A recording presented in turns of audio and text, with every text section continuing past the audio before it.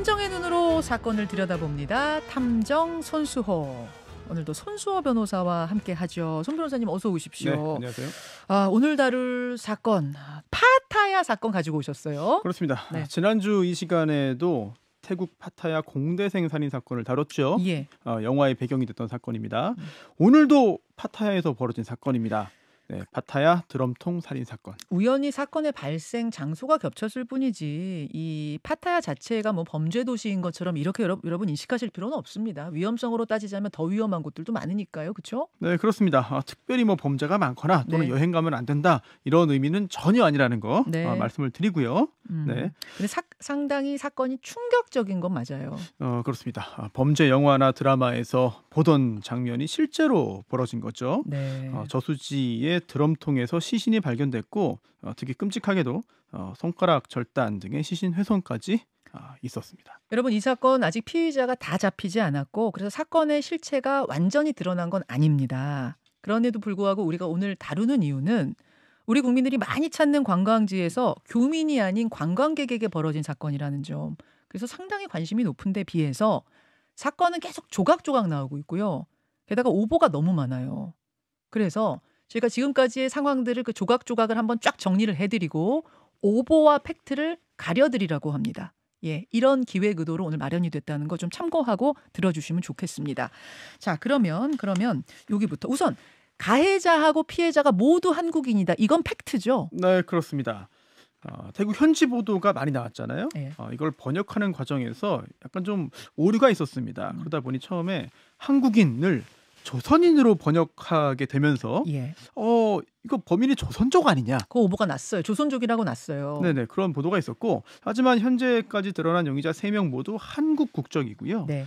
물론 드러나지 않은 외국인 공범이 더 있을 가능성을 배제할 수 없습니다만 어쨌든 현재까지 드러난 용의자 3명 모두 한국인입니다. 그렇죠. 이상한 부분이 참 많은 사건인데 도대체 어떻게 하다가 한국인 관광객이 태국에서 납치가 됐으면 이제 보통은 태국 사람에게 납치됐나 이렇게 생각하기 쉬운데 네. 어떻게 한국인에게 납치가 됐는가 이겁니다. 네.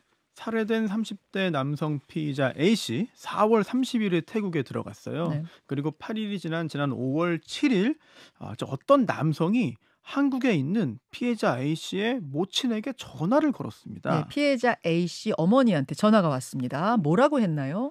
이 A가 마약을 물에 버려서 우리가 큰 피해를 입었다. 큰 손해 봤으니까 300만 바트, 그러니까 우리 돈으로 약 1억 1천만 원 정도 됩니다.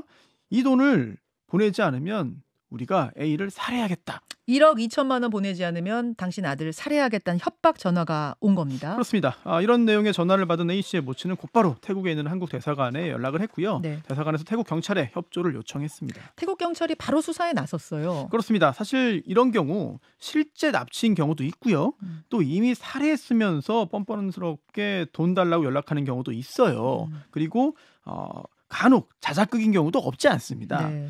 태국 경찰이 곧바로 수사단을 구성해서 A씨가 태국에서 만났던 여자친구 B씨를 찾아서 상황을 파악했습니다. 자, A씨가 태국에서 만나던 여자친구 B씨 여기에서도 언론 보도가 좀 네. 엇갈려요. 어떤 보도에서는 태국인 아내가 있었다. 또 이렇게 나오던데 이거는 팩트가 뭐예요? 네, 아내는 아니고요.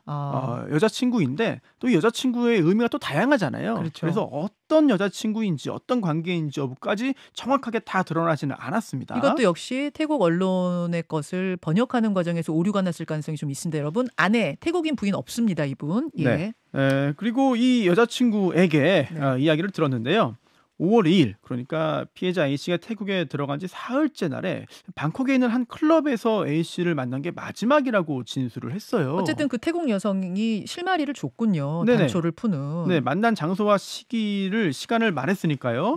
그래서 경찰이 그 시점부터 그 주변의 CCTV 영상을 분석하기 시작했습니다. 네. 그리고 단서가 좀 나왔어요. 어떤 게 나왔습니까? 네.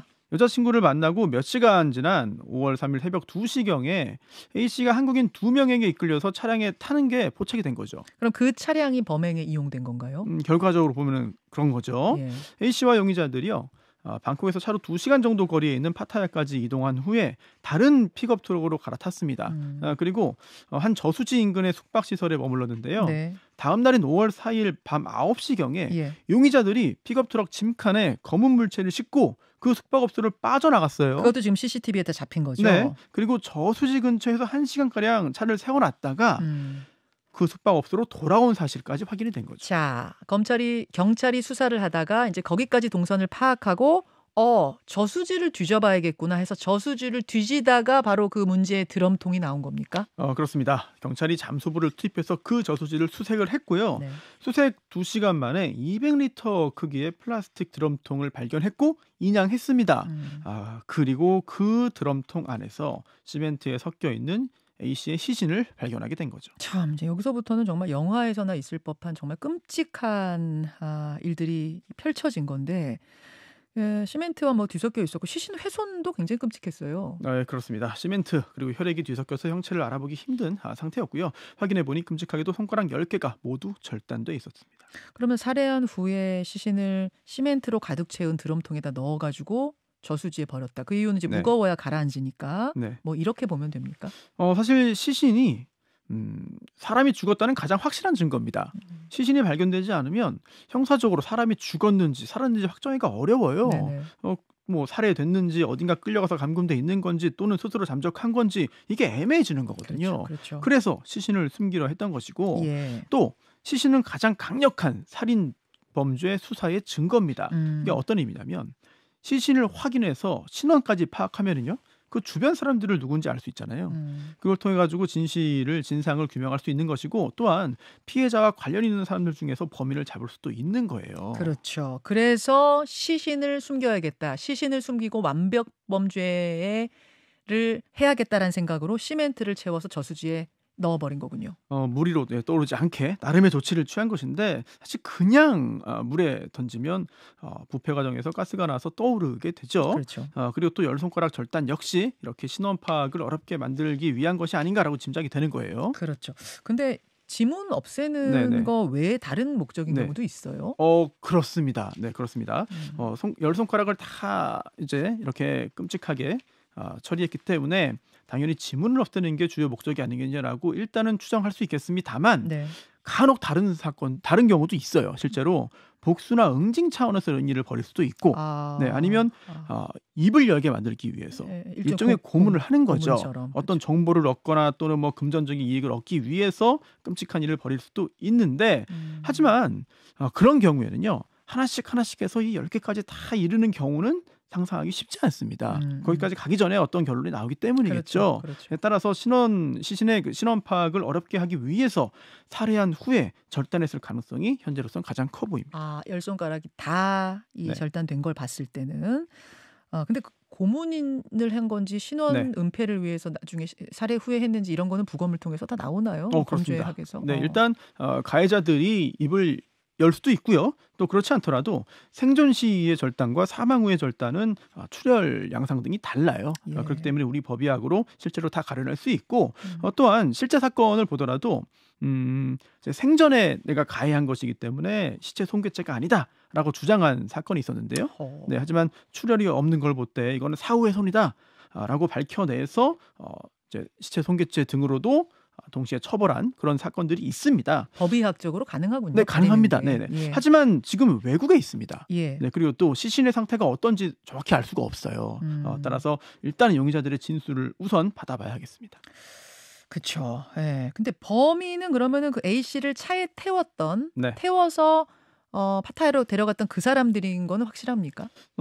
그렇습니다. 경찰이 그 일당이 누군지를 추적했거든요. 네. 그랬더니 동선을 따라가 보니까 납치하기 전에 한 상점에 들러서 플라스틱 통 그리고 밧줄을 구입한 사실이 상점 앞에 CCTV 영상을 통해 확인이 됐어요. 그리고 이들이 용의자로 지목된 거죠. 지금 태국 언론은 우리와 좀 이게 달라서 언론 환경이 달라서 바로 이 용의자들의 뭐 이름, 사진까지 전부 공개가 됐더라고요. 3명. 예, 그렇습니다. 우리와 뭐 다른 부분들이기 때문에 태국 언론 내용을 검색해 보면은 사실 다 누군지 파악이 좀 되고 있는 것이죠. 그렇죠. 동남아에서 뭔가 이런 뭐 살해 사건 이런 게 펼쳐지면은 미궁에 빠지는 경우가 되게 많았잖아요. 네, 근데 이번 그렇습니다. 같은 경우는 상당히 빠르게 진행되는 것도 좀 이례적이에요. 네, 다행이기도 하고. 그렇습니다. 범인 중에 일부를 붙잡기도 했고요. 태국 경찰이 용의자를 특정했을 때 이미 일당 3명 중에 2명은 각각 한국과 캄보디아로 도주한 상태였어요. 네. 그리고 다른 한 명도 미얀마로 미입국한 것으로 추정했는데요. 그런데 곧바로 여권 무효화하고 또 인터폴 적색수배 내리긴 했습니다만 사실 검거에 상당한 시간이 걸릴 거라고 예측을 했습니다. 하지만 의외로 빠르게 검거가 이루어졌고요. 그렇죠. 네, 4일 전인 이번 주 일요일에 전북 정음의 자기 집에 있던 20대 이모 씨를 가장 먼저 붙잡았습니다. 자, 3명의 용의자가 지금 CCTV 안에 분명하게 담겨 있는 상황. 3명이 다 뿔뿔이 흩어진 겁니다, 여러분. 그러니까 드럼통을 저수지에 넣은 다음에 한 명은 한국으로 다시 돌아와서 정읍 자기 집으로 간 거고. 근데 왜 자기 집으로 왔을까요? 다른 데로 도망 안 가고? 네, 사흘 전에 입국해서 계속 자기 집에 머물러 있었어요. 그리고 붙잡힐 당시에도 저항하지 않았거든요. 자, 어제 구속됐는데 그동안 경찰 조사에서 이렇게 말했습니다. 나는 CCTV를 돌려놓으라고 해가지고 그렇게 한 것밖에 없다. 내가 살인을 하지 않았다. 나는 살인에 대해서 아무것도 모른다. 라면서 살인 혐의 자체를 이제 부인했는데요. 하지만 경찰은 일단 혐의가 있다고 봤고 또한 현재까지는 살인 방조 혐의를 적용했고 하지만 구속한 후에 수사를 진행해서 살인 방조가 아닌 다른 혐의로 이제 변경할 수도 있겠죠. 변경할 수도 있죠. 그리고 또 어떻게 생각해 보면 범행이 태국에서 벌어졌기 때문에 한국행을 도피라고 생각했을 수도 있을 것 같아요. 네, 근데 또 그렇게 보면은 도대체 왜 집에 있었느냐, 뭐 이런 또 의문이 또 이어질 수 있죠. 나름대로 완벽 범죄를 저질렀다고 자기들은 생각한 거 아닐까? 뭐 이런 생각도 드는데 여하튼 한 명은 그렇게 잡혔고요. 또 한 명은 캄보디아에서 잡혔죠. 그렇습니다. 지난 월요일에요. 용의자로 보이는 한국인이 캄보디아 프놈펜의 한 숙소에 묵고 있다는 첩보가 들어왔고요. 그리고 다음 날 캄보디아 주재관이 현지 경찰과 협조해서 두 번째 용의자인 또 다른 20대 이모 씨를 체포했습니다. 경찰이 이 사람을 국내로 데려오기 위해서 이제 캄보디아 그리고 태국 당국과 협의하고 있습니다. 자, 이제 한 명 남았습니다. 얼굴도 뭐 이름도 다 나와 있는 상태에서 이 한 명은 저는 잡는 건 시간 문제 같은데 어떻게 보고 있나요? 그런데 이게 그렇게 단순하지 않을 수 있습니다. 그래요? 그러니까 두 명은 상당히 용이하게 잡았잖아요. 그런데 이 미얀마로 도망친 걸로 보이는 김모 씨, 2020년부터 태국을 8번 드나들면서요. 현지 사정에 밝은 것으로 전해졌어요. 초기부터. 그리고 미얀마에 미리 입국한 것으로 보이는데 그다음 잠적했습니다. 그래서 지금 어디 갔는지 추적할 단서가 많지 않아 보여요. 김 씨, 그럼 지금 안 잡힌 미얀마로 도망간 걸로 보이는 김 씨는 어떤 사람입니까? 네, 한국에서 차량을 털고 현금을 훔친 혐의로 벌금형을 선고받은 적도 있고요. 그리고 폭력 사건으로 처벌받은 전과가 있다고 알려져 있습니다. 게다가 지금까지 붙잡은 2명, 이 2명은 자신의 범행은 부인하면서 김 씨를 주범으로 지목하고 있습니다. 사건의 전모를 파악하기 위해서는 이 김 씨를 빨리 붙잡아야 되죠. 이게 여러분 전체를 다 일당을 다 잡는 게 그래서 중요하더라고요. 한 명이 안 잡히면 먼저 잡힌 놈들이 그 마지막 안 잡힌 사람한테 다 죄를 더 뒤집어 씌우고 나는 뭐 아무것도 한 게 없다. 나는 뭐 CCTV만 돌려놨다. 보통 이런다면서요. 네, 그렇습니다. 자신의 범죄 사실을 감추는 것 자체를 법적으로 비난할 수는 없습니다. 도덕적으로 도의적으로 비난할 수는 있겠습니다만 자기 혐의를 이제 인정하지 않고 이상한 변명하는 것 자체를 이제 욕할 수는 없습니다만 하지만 우리 수사 당국이 그러한 주장들이 거짓말이라는 것을 밝혀내야 되거든요. 그렇죠, 밝혀내기 그렇죠. 위해서 김 씨의 신병을 빨리 확보해야 되겠죠. 자, 그러면 이제 가장 궁금한 거. 도대체 태국으로 관광 간 관광객을 범인들은 왜 납치해서 살해까지 했는가? 왜 그리고 그 사람이었는가? 뭐 이런 부분이거든요. 자, 이 부분 관련해서 사실 아직 명확하게 드러나지 않았습니다. 다만 여러 가지 설이 나돌았는데 우선 사실이 아닌 것부터 정리를 할 필요가 있겠습니다. 여러분 아까 말씀드렸다시피 이 사건은 지금 팩트와 오보가 막 뒤섞여 있는 상황. 자, 아닌 것부터 정리해보죠. 첫째. 첫 번째, 마약 관련 사건은 아닌 것으로 보입니다. 지금 마약 관련 사건이라는 게 가장 유력하게 나왔던 거 아니에요? 왜냐하면은 피해자 어머니한테 전화했을 때 당신 아들이 마약을 버리는 바람에 우리가 손해가 크다. 마약 얘기를 꺼냈잖아요. 네, 그렇습니다. 하지만 태국 경찰이 조사를 해보니까 마약 관련 정황이 나오지 않았어요. 그리고 피해자 A씨 주변 사람들 역시 마약과 관계가 없다고 진술을 했고 또한 용의자들로부터도 마약 관련 단서들이 나오지 않았습니다. 아, 그래요? 네. 그럼 왜 마약을 들먹이면서 협박한 겁니까? A씨가 사망한 것으로 추정되는 시각은 5월 3일에서 4일 사이거든요. 그런데 협박 전화를 건 거는 5월 7일이에요. 그러니까 이미 사망한 상태에서 돈 안 주면 살아야겠다라는 내용으로 협박 전화한 거잖아요. 아, 이미 그러면은 저수지에 빠뜨려 놓고 살해해서 그러고서 어머니한테 전화했다고요? 그렇습니다. 이렇게 살해한 후에 돈을 뜯어내기 위해서 전화한 것을 볼 때 이 마약을 언급한 그 내용 자체가 전부 거짓이었을 가능성이 있는 거죠. 예, 지금 전부 마약 관련이 아닐 가능성 쪽으로 경찰은 보고 있다는 것. 또 네. 밝혀진 건요. 네, 두 번째는요. 몇몇 언론에서 이렇게 보도했어요. A씨가 태국의 갱단 활동지인 아석 지역에서 이발소와 마사지 업소를 운영했다. 그런데 이것도 사실이 아닙니다. 저 이거 읽었는데 네. 마사지하고 이발업을 태국에서 했다 이 A 씨가. 그래서 이게 순수 관광객이라기보다는 태국에서 뭔가 사업을 그래도 하시던 분인가 보다 했는데 그게 아니에요? 네, 그렇습니다. 저도 그 보도를 보고 이거 이권 관련된 분쟁이 있는 것인가 또는 금전 관련된 내용인가라고 이제 생각을 했었는데 이게 또 잘못된 내용이에요. 그래, 그럼 그냥 평범한 뭐 우리가 관광 가듯이 간 관광객이라는 거예요? 그렇습니다. 최초에 태국 언론의 보도를 국내 언론들이 인용하면서 여러 가지 혼란이 생겼던 것 같은데요. A 씨는 처음에 알려졌던 것처럼 순수한 관광객이다. 그리고 태국에서 일을 하거나 사업을 하지 않았다라는 사실이 확인된 거죠. 예. 그리고 처음에 저희가 짚었던 대로 태국에 아내가 있던 것도 아니다. 예. 그리고 여자친구가 있지만 어떤 의미 여자친구인지까지 정확하게 다 드러나지 않았습니다. 그래요. 지금 유족들이 그 협박 전화 받았던 어머니, 아버지가 다 현장에 가 있습니다. 가 계세요, 태국에. 그래서 이제 유족들을 통해서 여러 가지 상황들을 좀 알 수가 있는 건데 어떤 것들이 알려졌어요? 네, 숨진 A 씨는 한국에서 취업을 준비하던 중이었고요. 네. 태국을 오갔습니다만 태국 음식과 문화를 좋아해서 관광을 갔던 거예요. 여행 갔던 거예요. 네, 그리고 숨진 A 씨와 용의자들은요, 그날 클럽에서 처음 만난 걸로 보입니다. 이 피해자와 가해자의 관계가 굉장히 중요하잖아요. 중요하죠. 동기 파악 등을 위해서. 근데 그날 처음 만난 걸로 보이고요. 또 이제 원한이 있거나 또는 뭐 금전적인 관계가 직접적으로 있거나 이런 것도 현재 포착되고 있지 않습니다. 와, 물론 나중에 지금까지는 포착 안 됐지만 나중에 포착됐습니다가 될 수는 있지만 여하튼 지금까지 조사한 바로는 처음 본 사이다. 그럼 이분이 순수 관광객인데 왜 클럽에 갔어요? 뭐 이렇게 지금 질문하시는 분도 계시는데 이분이 태국을 좋아해가지고 관광을 자주 갔던 분이래요. 근데 여러분 왜 한 관광지, 한 여행지 좋아하면 뭐 여러 번 가는 경우들 있잖아요. 특히 태국 좋아서 많이 가시는 분들이 꽤 있어요. 예, 그렇기 때문에 그거 자체가 뭐 이상하다 할 일은 아닙니다. 그렇습니다.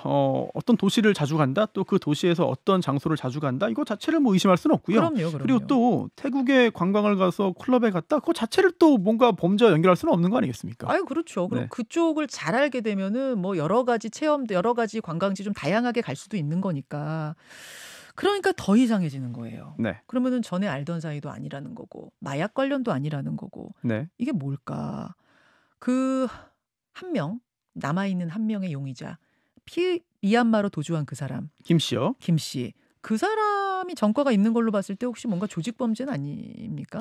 의심은 됩니다만 그것도 아직 명확하게 확인되지 않았습니다. 왜냐하면 김 씨 전과가 있다. 네. 그리고 또 주변 인물들의 이야기에 따르면 김 씨 오른팔에 이제 조폭들이 하는 뭐 이른바 잉어 문신 뭐 이런 것들이 있다고 하니까 용의자들이 이거 범죄 조직 아니냐, 또는 이거 청부 살해업자 아니냐, 이런 의심도 뭐 들 수 있어요. 들어요. 예. 네, 하지만 지금까지 드러난 정황들을 보면 오히려 이런 유형의 범죄 경험이 많지 않은 것처럼 보입니다. 그거는 왜 그렇게 전문가들이 봅니까? 자, 우선 드럼통에 시신을 넣고 시멘트를 채워서 저수지에 버렸다. 예, 그거 잔인한 조직폭력배들이 주로 하는 거 아니에요? 사실 영화에는 이런 것들이 많이 나옵니다만 그렇게 하면은 이제 발견을 피하기가 어려울 수 있어요. 오히려요? 네, 오히려 그렇습니다. 이제 뭐 콘크리트의 특성, 또 시신의 부패 뭐 이런 것들 때문인데 뭐 방송에서 너무 자세하게 구체적으로 이야기하기에는 약간 좀 부적합한 그런 내용들도 있습니다. 하지만 전문가들은 그렇게 이야기한다. 네. 그 말씀이시고 또 다른 이유는요? 네, 일단 행적을 꼬리 잡히고 또 체포까지 됐잖아요. 그렇죠. 그런데 범행 과정에서요, A 씨를 차에 태우는 모습, 또 드럼통을 비롯한 범행 도구를 구입하는 모습, 이런 것들이 다 영상에 남아 있습니다. 남아있죠. CCTV에 남겼죠. 네, 그리고 또 협박 전화와 도주 역시 상당히 어설픈 부분들이 있었어요. 그래서 어떤 숙련된 뭐 범죄 조직의 범죄는 아닐 거라고 지금까지는 일단 전문가들이 본다는 얘기인데, 그러면은 도대체 왜? 그러면 뭔가? 이들은 누구인가? 네. 왜라고 지금 그러면 이제 마지막 뭐 퍼즐이랄까요? 어떻게 네. 추정하고 있는 건가요? 사실 의심할 부분이 있습니다. 바로 용의자들의 불법 도박 관련 전력인데요. 용의자들이 고향 선후배 관계이기도 하고 또 또 다른 또 지인 관계이기도 했어요. 세 명이. 그 세 명이 서로. 네네 그렇습니다. 그런데 예전에 불법 도박으로 무리를 빚은 적도 있었고 또 최근에 사업 제안을 받았으면서 3월부터 태국에 머물기도 했거든요. 사업 제안을 받아서 그럼 이들은 갑자기 태국 간 게 아니라 3월부터 쭉 있던 네, 사람들이에요? 그렇습니다. 그렇기 때문에 직접 이들이 도박을 했거나 예. 아니면 불법 도박 사이트를 만들어서 운영을 했거나 예. 아니면 그런 운영을 도왔거나 그러던 중에 금전 관련된 문제가 생겼고 이게 이 사건 범행 동기와 관련이 있지 않겠느냐라는 게 현지 경찰의 현재까지의 추정입니다. 그렇기 때문에 유족들을 협박해서 돈을 뜯어내려 한 것 아니냐 이렇게 볼 수 있는 것이죠. 마지막 한 명까지 잡고 마지막 퍼즐까지 맞춰야 합니다만 지금 현지 경찰이 가장 유력하게 보고 있는 어떤 시나리오는 도박과 관련된 뭐 사업을 하다가 돈이 궁해졌고 그래서 이제 한국인이니까 한국인을 노린 거 아니겠는가. 이쪽에 가장 방점을 두고 수사 중이라는 말씀을 전하면서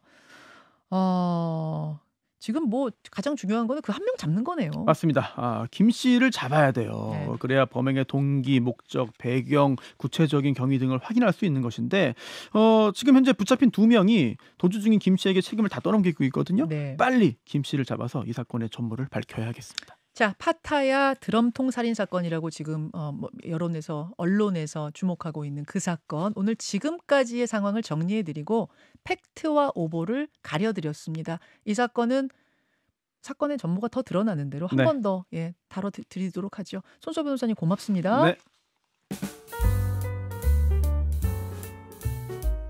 김현정의 뉴스쇼는 시청자 여러분의 참여를 기다립니다. 구독과 좋아요, 댓글 잊지 않으셨죠?